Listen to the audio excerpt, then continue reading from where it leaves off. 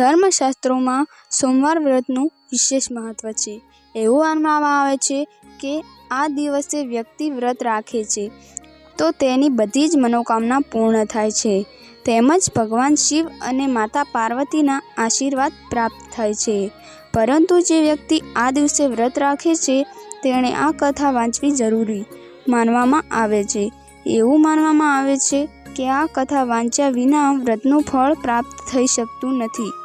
તો આવો જાણીએ પૂરી વ્રત કથા. કોઈ શહેરમાં એક શાહુકાર રહેતો હતો. તેમના ઘરમાં પૈસાની કોઈ કમી ન હતી, પરંતુ તેમને સંતાન ન હતું, જેના કારણે તે ખૂબ જ ચિંતિત હતો. પુત્ર પ્રાપ્તિની ઈચ્છાથી તેઓ દર સોમવારે વ્રત રાખતા હતા અને પૂર્ણ ભક્તિ સાથે શિવ મંદિરમાં જઈને ભગવાન શિવ અને માતા પાર્વતી પૂજા કરતા. માતા પાર્વતીએ તેમની ભક્તિથી પ્રસન્ન થઈને ભગવાન શિવને તે શાહુકારની ઈચ્છા પૂર્ણ કરવા વિનંતી કરવા લાગ્યા. પાર્વતીજીની ઈચ્છા સાંભળીને ભગવાન શિવે કહ્યું, હે દેવી પાર્વતી, આ જગતમાં દરેક જીવને તેમના કર્મોનું ફળ મળે છે અને તેના ભાગ્યમાં જ હોય તે અચૂકપણે ભોગવવું પડે છે. પરંતુ માતા પાર્વતીજીએ તેમની ઈચ્છા પૂરી કરવા આગ્રહ કર્યો.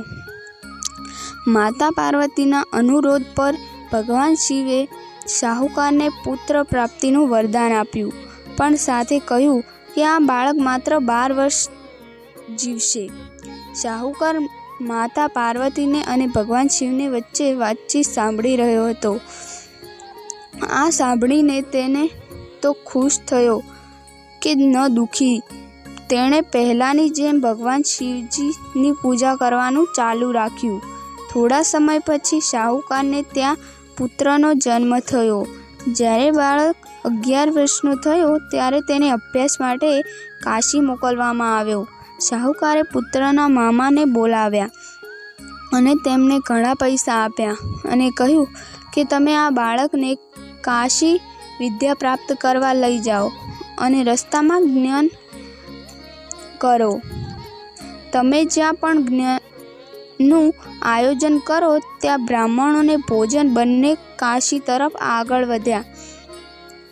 યજ્ઞ કરી અને બ્રાહ્મણોને દાન આપ્યું. રસ્તામાં એક નગર હતું, જ્યાં નગરમાં રાજાની પુત્રી લગ્ન હતા, પરંતુ તે રાજકુમાર સાથે લગ્ન કરવાની હતી. તે એક આંખથી અંધ હતો. યુવતી અને તેના પરિવારના સભ્યોને આ વાતની જાણ નહોતી. રાજકુમારે એ હકીકત છુપાવવા માટે એક જ યોજના વિચારી કે તેમના પુત્રની એક આંખનો દૃષ્ટિ ન હતી. શાહુકારના પુત્રને જોઈને તેણે વિચાર્યું કે કેમ ના આ છોકરાને વર બનાવીને રાજકુમારી સાથે પરણાવી દઉં. લગ્ન પછી હું તેને પૈસા આપીશ અને તેને વિદાય આપીશ અને રાજકુમારીને મારા શહેરમાં લાવીશ. તેણે છોકરાઓને વરના કપડાં પહેરાવ્યા અને તેના લગ્ન રાજકુમારી સાથે કરાવ્યા. પણ શાહુકારનો દીકરો ઈમાનદાર હતો. તક ઝડપીને તેણે રાજકુમારીને ચૂંદડી પર લખ્યું, તને મારી સાથે લગ્ન કર્યા છે, પરંતુ જે રાજકુમાર સાથે તેમને મોકલા આવશે તે એક આંખવાળો છે. હું કાશી ભણવા જાઉં છું. રાજકુમારીએ ચૂંદડી પર જે લખ્યું હતું તે તેના માતા પિતાને જણાવ્યું. રાજાએ તેની પુત્રીને વિદાય આપી ન હતી. બીજી બાજુ શાહુકારનો પુત્ર અને તેમના મામા કાશી પહોંચ્યા અને ત્યાં યજ્ઞ કર્યો. જે દિવસે છોકરો 12 વર્ષનો થયો તે દિવસે યજ્ઞ કરવામાં આવ્યો હતો. છોકરાએ તેના મામાએ કહ્યું કે તેની તબિયત સારી નથી. મામાએ કહ્યું, તને અંદર જઈને સૂઈ જાઓ. ભગવાન શિવના વરદાન મુજબ થોડી જ વારમાં બાળકનું અવસાન થયું. પોતાના મૃત ભાણેજને જોઈને તેના મામા શોક કરવા લાગ્યા. યોગ એ જ સમયે ભગવાન શિવ અને માતા પાર્વતી ત્યાંથી પસાર થઈ રહ્યા હતા. પાર્વતીજીએ ભગવાનને કહ્યું, સ્વામી, તેમના રડવાનો અવાજ હું સહન નથી કરી શકતી.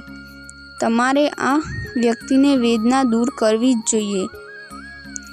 જ્યારે ભગવાન શિવ મૃત બાળકની નજીક ગયા ત્યારે તેમણે કહ્યું કે તે એ જ શાહુકારનો પુત્ર છે જેને મેં તેને 12 વર્ષ જીવવાનું વરદાન આપ્યું હતું. હવે તેને જીવનનો અંત આવી ગયો છે.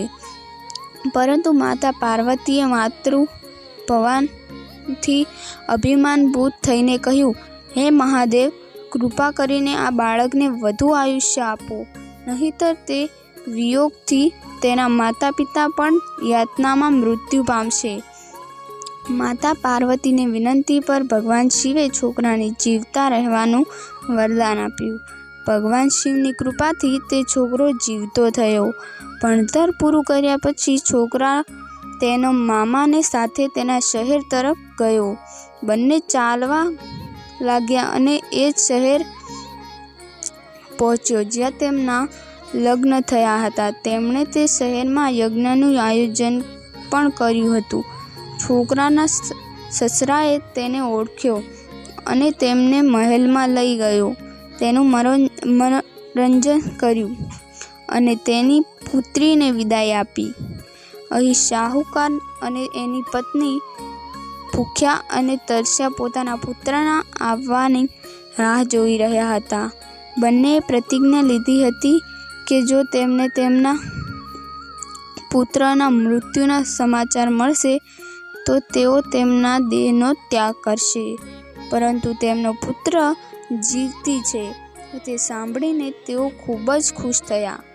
તે જ રાત્રે ભગવાન શિવ વેપારીના સ્વપ્નમાં દેખાઈ અને કહ્યું, હું તમારા સોમવારના વ્રત અને વ્રતની કથા સાંભળીને પ્રસન્ન થયો અને તે જ રીતે જે સોમવારનું વ્રત કરી વ્રત કથા વાંચે છે અથવા સાંભળે છે તેના દીદારનું પ્રદાન કરું છું, તેના બધા જ દુઃખ દૂર કરું છું.